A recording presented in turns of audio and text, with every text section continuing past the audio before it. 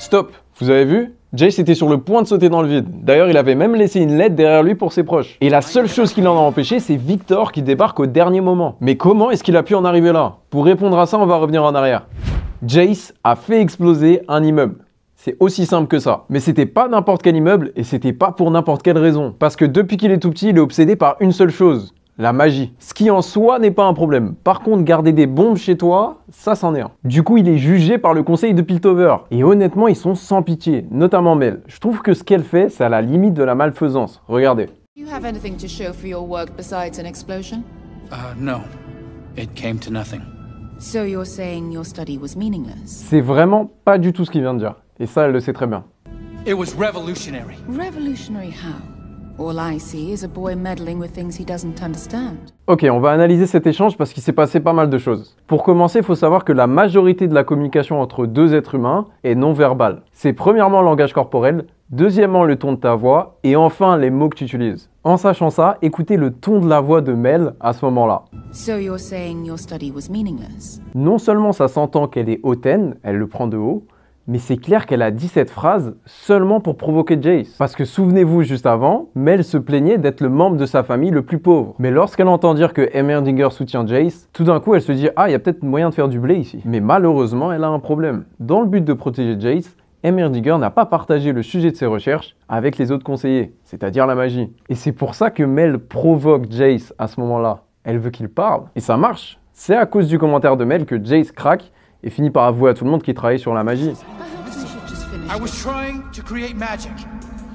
Donc bref, il finit par se faire virer de l'académie et il doit rentrer chez lui. Ce qui en soi est déjà pas facile. On ne sait pas combien de temps il a passé à l'université, combien d'années, mais si on prend en compte le fait qu'il a 24 ans, il y a sûrement passé toute sa vie d'adulte. Et tout d'un coup, on lui dit « Bah tu te casses, tes recherches on va les détruire et salut ». Coup dur. Mais bon, c'est pas encore dramatique. Mais malheureusement, ça va le devenir. Parce que d'après les conseillers, le coût à payer pour avoir fait des recherches sur la magie, ça devait être le bannissement. Ce qui est, il faut le dire, complètement abusé. Mais en tout cas, en entendant ça, sa mère est intervenue et elle a plaidé la folie pour son fils. Et ça lui a permis de ne pas être banni, donc c'était pas forcément un mauvais move. Mais du point de vue de Jace, c'était une trahison. Donc là, psychologiquement pour lui, ça commence à être un peu chaud. Il vient de perdre concrètement son travail, et en plus de ça, il se sent trahi par sa famille. Mais ce qui va finir de l'achever, c'est quand il va voir la mère de Kate. Parce qu'il faut savoir que pendant le procès, la mère de Kate était là en mode « Ah non, mais je le connais bien, ce petit, il travaille bien, il a un beau futur et tout. » Donc tu dis « Oh waouh, elle veut vraiment son bien. » Mais pas du tout, c'est que du business. Parce qu'elle est passée de ça As Jace's patron of many years, I can speak for his character. à ça. I'm sorry. I just wanted to explain. I think you've done enough. Donc c'est clair qu'elle n'en a rien à battre de lui en tant qu'être humain. Tant qu'il a un navire prometteur, elle est derrière lui, mais dès qu'il se fait exclure, non, c'est frérot, tu dégages. Elle le laisse même pas entrer chez lui, pas de parapluie, rien, tu dégages. Et c'est assez fou quand tu compares avec l'épisode 4, où là Jace a réussi à mettre en place l'extech. Tu peux voir le parallèle entre le moment où il était au plus bas et le moment où il était au plus haut. Le moment où il est au plus bas, elle le laisse même pas rentrer chez lui, elle lui donne pas l'heure. Par contre, le moment où il est au plus haut, apparemment c'est son meilleur protégé.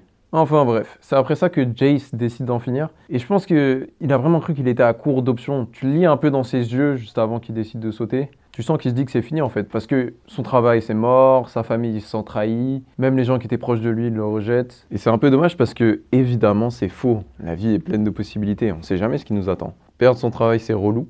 Mais en vrai c'est pas grave, tu vas en trouver un autre. Et plus je regarde cette scène, plus j'ai l'impression que Jace a une relation malsaine avec ses recherches. C'est comme s'il pouvait pas vivre sans elle. Voilà, merci d'avoir regardé. N'hésitez pas à me dire ce que vous en pensez dans les commentaires. Et on se voit dans la prochaine vidéo. Tchuss!